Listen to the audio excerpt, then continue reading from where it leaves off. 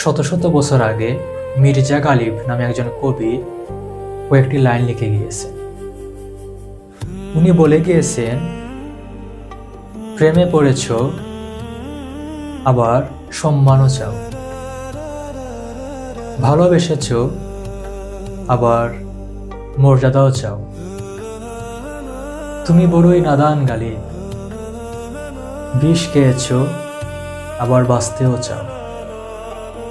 তো তোমরা যারা সায়েন্স নিয়ে পড়াশোনা করতেছ তাদেরকে আমি বলতেছি না তোমরা বিষ খেয়েছো, কিন্তু বিষয়টা হলো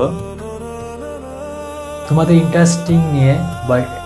ইন্টারেস্ট নিয়ে পড়তে হবে, তখনই তোমরা কিন্তু সায়েন্সের আসল মজাটা পাবে।